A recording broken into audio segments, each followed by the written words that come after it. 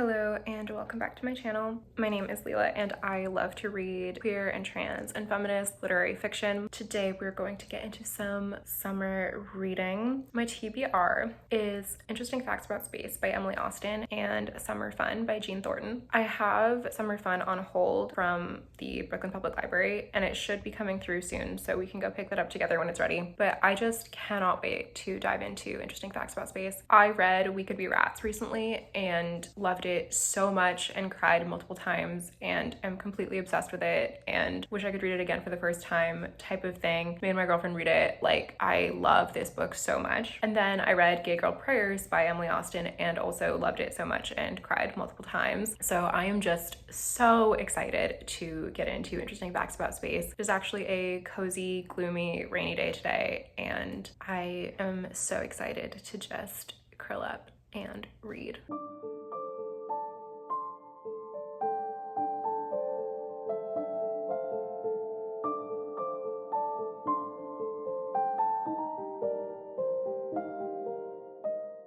Hi. So I've started Interesting Facts About Space and I am totally hooked. I love that the protagonist is 26 because I'm also 26 and so I find that very relatable. I'm interested in this character trait that she is deaf in one ear in correspondence to the fact that Emily Austin herself is blind in one eye, as she said in a Softlit interview. I am finding the true crime element somewhat challenging for my sensibilities. I am quite prone to feeling horrified and terrified, and her thing is that she constantly listens to true crime podcasts and she is fascinated by outer space, so she's sort of constantly dissociating, and when the podcasts stop being a source of distraction, she goes to outer space facts, or when she's having like a difficult moment emotionally in her life, she goes to outer space. And I totally relate to the near constant need for dissociation. That's why I read so many books. I'm currently actually also listening to the audiobook of Alphabetical Diaries by Sheila Heti, and I am loving it. I love Sheila Heti. I am finding the element of this story about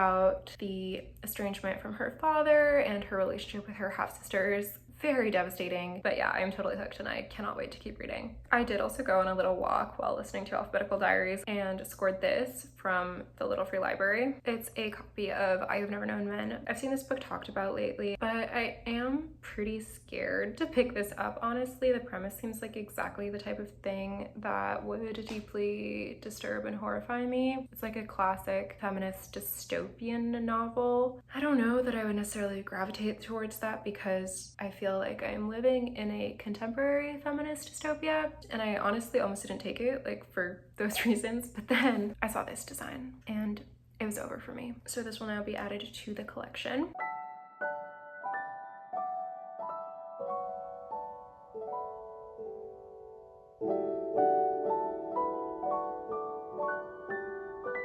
Hello, it is the next day. I am almost halfway through Interesting Facts About Space and I am loving this book. There's how my annotations are looking. Oh my god, her YouTube videos. So this protagonist, her name is Enid. When she was a kid, she would make YouTube videos and she rewatches them. And the way that she talks about it, she says, I filmed myself inaptly discussing the cartoons I liked and the books I read. And I was like, literally me talking about Buffy and what I'm reading on this YouTube channel, and like her videos had like 40 views and I'm like, literally me.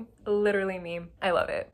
I love it. Also, I have cried so far one time. Also, the true crime snippets that I've been exposed to through Enid's true crime obsession, like the way that she's casually brought up some details of some true crime cases. I could not sleep last night. I cannot handle true crime, and I think that is really impacting my reading experience. Like, it's making me feel very stressed. And the other thing I want to mention is that I love the way that the motif of her mom's knitting is woven throughout the story. I love Emily Austin so much. Last night, Allie and I were both reading Emily Austin. Like, I was reading this one and she was reading We Could Be Rats, and it was Lesbian Day of Visibility, and I was like, this is such a beautiful moment. Anyway, I will read some more and get back to you with my next update. Hello. So, a bit of a plot twist. I am at the airport. I am going home for a couple of days to vote in the Canadian federal election. Just felt really important to me to cast my vote for the NDP in this election. I was planning to vote by mail and I was registered, but I just didn't receive my vote by mail ballot in time. So I'm at LaGuardia Airport right now, and there is a McNally Jackson bookstore in this terminal. so I'm really excited to browse there. I have like a bit of time before my boarding time, and I'll be taking the train back, so I'll have plenty of time to read.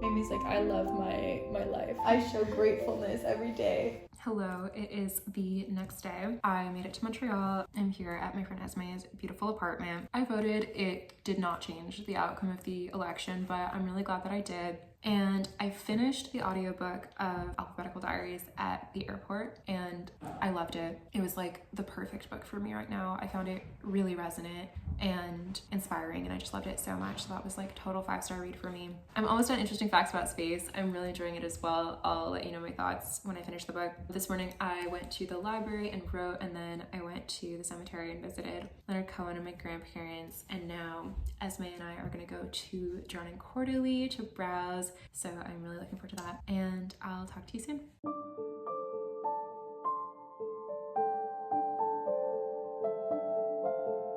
I'm very proud that I convinced Esme to buy Alphabetical Diaries. What do you have to say? I told Mila that I'm unemployed right now and lost, and she said, you need to spend money on this book, and it will solve some problems.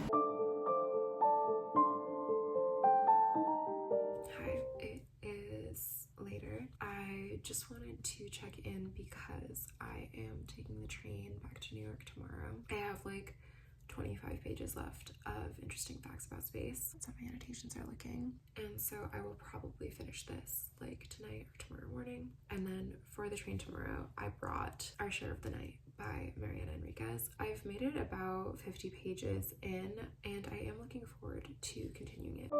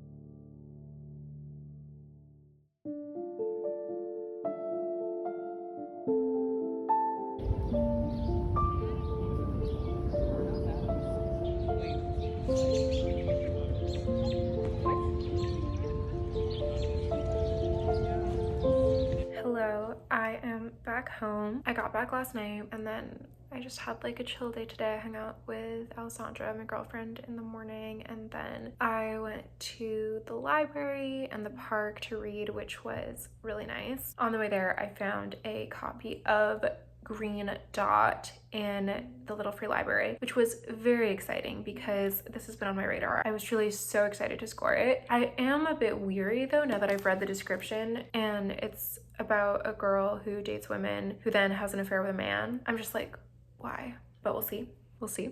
And then I went to the lab and I got my hold for summer fun, which was so exciting. I literally live for picking up library holds as well as using the Libby app. I love the library. And as I suspected, these books do look perfect together, which is very satisfying. Okay, reading updates. I loved Interesting Facts About Space. I personally related to certain elements of this story very strongly. I love Emily Austen. I just feel so comforted by her writing. I loved the character so much. I related to her so much. I love it. I am just so scared of true crime that I think I was kind of in an activated nervous system state for a lot of the time that I was reading this, which did affect my reading experience and my ability to be like as emotionally present and moved, but I loved it. And I am so excited to read Everyone in This Room Will Someday Be Dead, but I'm also so sad that I will have then finished all of Emily Austen's currently published books. This character potentially has autism as well as PTSD and anxiety from her deafness, which I really appreciated in terms of representation, particularly that this character who is like potentially autistic is like a lesbian who has a lot of casual sex. Like, I just feel like that challenged my stereotypes of what someone who has autism's life is like, and I appreciate that. I also loved the references to Sylvia Plath. I was starting to pick up on it when I noticed that the father's last name is Hughes, and I was like, fuck you, Ted. And then there was a reference to gas oven suicide, and I was like, And then there was an explicit reference to Sylvia Plath, and then it was referenced again, and I was like, nice, I love that. And then there was also a reference to The Yellow Wallpaper, which I really enjoyed. I just love this book so much. I love Emily Austen. I'm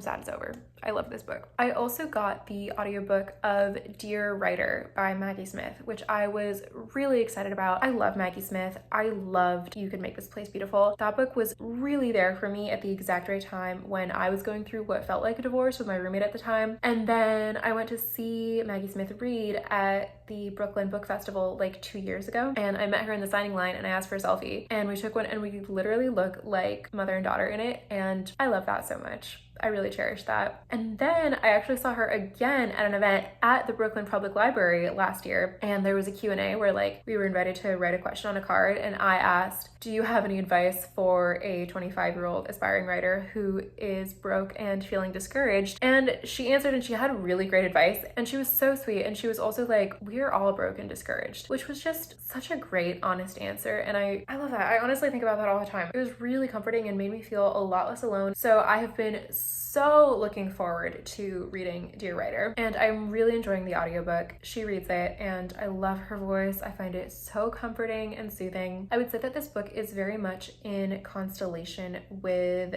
Big Magic and Brene Brown, which I love. And something that I'm really liking about it is that it combines motivation and inspiration for writing with also very practical writing lessons. Like, these are the basics of poetic form, which I so appreciate. Like, it's so nice to have a teacher who both is like lovingly inspiring you and also teaching you useful information. And it really has inspired me. Like, I was listening to it on the train yesterday, and then I was like moved to write, and I drafted an entire story for a reading that I'm doing in June, totally gripped by like a sense of urgency and inspiration, and it was just like I was moved by the muse, you know, and it was a really sort of magical moment riding on the train. And then I took a nap, and it was like an experience that Elizabeth Gilbert describes in Big Magic, and I was like, that's Big Magic.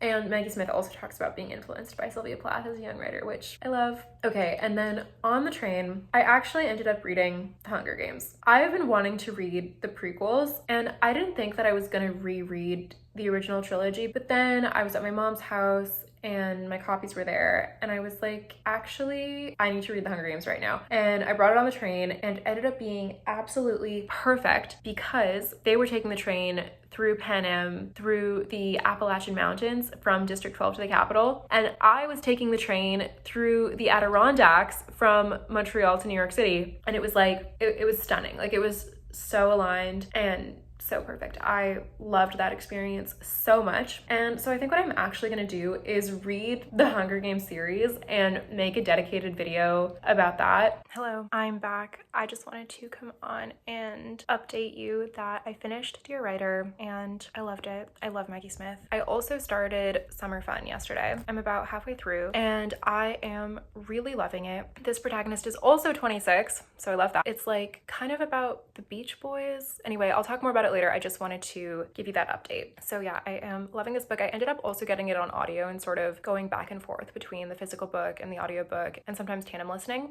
Hello.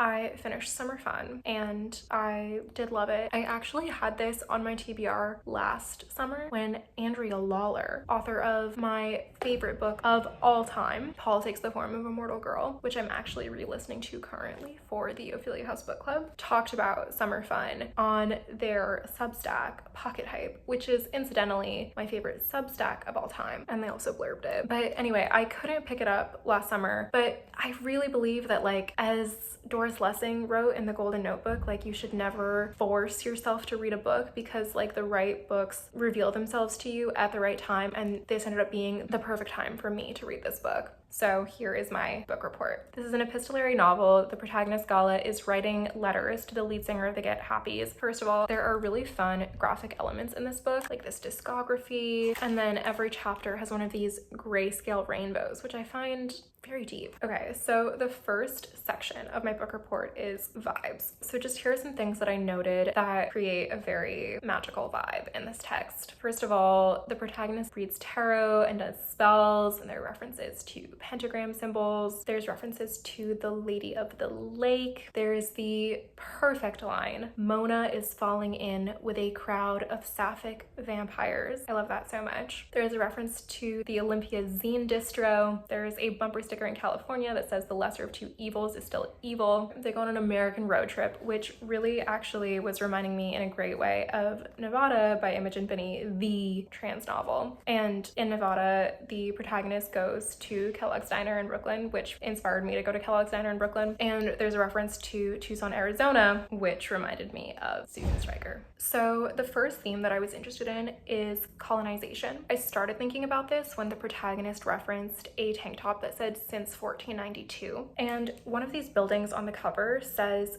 American Indian as part of the sign. And one of the quotes prefacing the novel is Gloria Steinem saying, "In Indian country here, there is a saying, it takes 4 generations to heal one act of violence." And I found that interesting because not only is it referencing Indian country, but it's Gloria Steinem, a white American, talking about Indian country, which I found significant. The sacred hot springs where the protagonist works are said to be haunted by the ghosts of Indian ancestors. There's a line, all here on stolen land. And then there are a lot of little details like an ashtray with Apache designs, Chumash native chant in the background of a song. At one point, the band is going to make this album called Broken Treaty and dedicate it to the Indian rights movement with the line, "Red man was first." There's this like ironic line about indigenous culture being stolen for profit. And in the acknowledgements, Jean Thornton references a book called On the Res. The next theme that I was interested in is America. At one point, it says that George Bush called the Get Happies the most American band, and then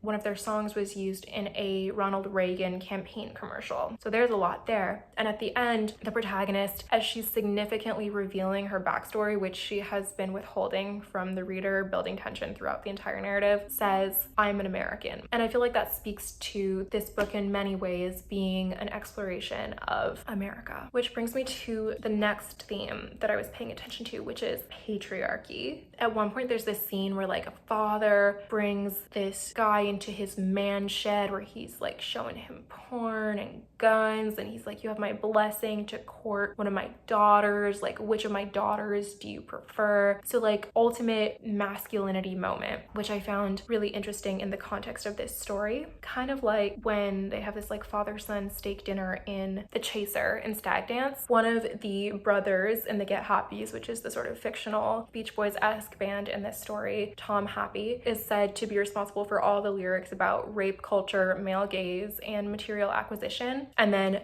later, like in the future from that point, has developed a reputation as being an ultra-capitalist Republican. So that's interesting and leads me into the next theme, which is capitalism. So there is a reference to the game of Monopoly, which I find very interesting because something that this book is definitely exploring is poverty and the lie of the American dream. Like the American dream is really big in this story. At one point, the character is in a store and looking at objects priced from lowest to highest, seeing the upward straight arrow expensiveness shape of a life, which I think is part of that myth of the American dream. And at one point, the father of the lead singer of the Get Happies, B, who the protagonist is obsessed with, says, "America is the kind of place where you can become whatever you want to become." And then I feel like what this story, like the conflict really gets into is the difficulty of that in regard to both money and also gender, which brings me to the next theme, which is fantasy. So there's the fantasy of the American dream. Our protagonist also literally uses magic, like spells and tarot, like I was saying, and fantasy to try to get out of poverty. There's this line which I find very significant where she says that music lets her float away somewhere wholesome, somewhere good. And then she believes that she has manifested via magic ritual the apparition of this manic pixie dream cis girl, Caroline, who like has purple hair and a spiderweb tattoo. Plus she's rich, although she tries to deny her wealth, and she is connected to the Get Happies, aka the locus of the protagonist's obsession. And then that figure, Caroline, the manic pixie dream girl, kind of has a foil in our protagonist's true friend, Rhonda, whose situation is just as shitty as her own. And the thing is, Gala doesn't like to be in that reality. At one point she says, I hated other trans women. I hated being around us. It was like having to be awake and not asleep. And I feel like that speaks to what fantasy offers her in regard to escaping the bleakness of her reality. And at one point she says something about the luxury of not driving, which I found significant, as that read to me as a sort of metaphor for like codependence or sort of being in the passenger seat of your own life. But meanwhile, as she is projecting this fantasy onto Caroline, Caroline actually is kind of disrespectful, is constantly crossing Gala's boundaries, is kind of transphobic. She's filming Gala with this like exoticizing gaze, sort of othering her poverty, her transness. And the story kind of explores the big difference between their experiences as a cis lesbian and a trans woman from different social and economic classes. Like their oppression is way different. Caroline was outed and shamed in high school, which is traumatic, whereas Gala is living in deep poverty. And Caroline's in a situation where she wants to project her family wealth. So that's all really interesting. So yeah, like I was saying, this is an epistolary novel. She's writing letters to the lead singer of the Get Happies, who she about midway through the book starts calling Diane, but at first was referring to as B- out of respect, or like not to dead name her, because she is imagining or knowing that B is trans and sees these like true trans lyrics under the all-American veneer. Later she says, the biographer reveals herself in the telling, which I found very telling. And then what's interesting is at the end, we do have this kind of collapse of the fantasy and reality, where it's actually Rhonda, her true friend's brother, who gets her a ticket to a Get Happies concert, which shows that maybe it was her true friend who had the actual magic. And that sidebar reminds me of my experience seeing Lana Del Rey in concert, because when I was younger, I was like fanatically obsessed with Lana Del Rey, and like it was my fantasy out of my reality. And then I saw the show and it like brought the dream into reality, and then I broke up with my girlfriend at the time. But anyway, they don't actually go to the show because she doesn't want to shatter the fantasy. I think like she says it's because she doesn't have time, but like as a reader, my interpretation is that she wanted to keep her fantasy safely in the fantasy realm. I love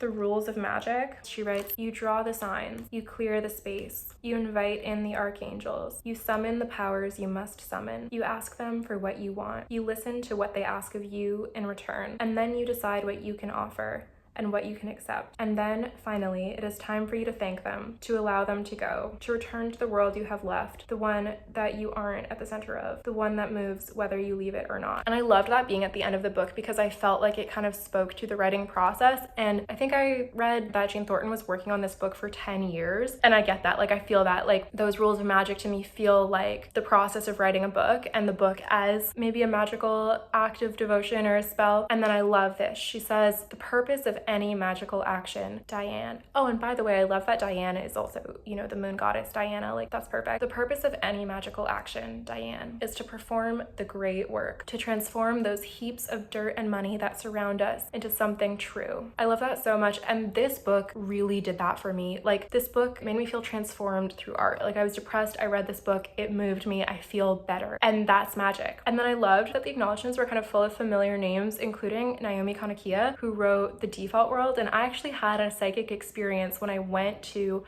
a launch event for The Default World in New York. When I saw Naomi Kanakia at that event, before I'd heard her speak or known anything about her, I just got this like vibe of Anna Karenina. Like just her presence, her psychic and physical presence reminded me of specifically this edition of Anna Karenina. And then during the talk about The Default World, which I read and definitely recommend as well, a very moving, transforming, challenging book. In the talk, she revealed that her favorite book of all time is Anna Karenina by Leo Tolstoy. Like that this is the book that has influenced her the most. And when I saw her, I felt that in her aura. So anyway, I felt that that was relevant. Also, Topside Press is referenced in these acknowledgements, which I feel like has been coming up in like every book by a trans author that I've read lately. And that just shows like the powerful positive impact that that project has had on the contemporary flourishing of trans literature. So I love that. Thank you, Topside Press. Thank you, Casey Plett. I love Casey Plett. I also highly recommend this book, A Safe Girl to Love. And I think I mentioned that I'm like forever grateful for what Casey Plett said and wrote when signed this book for me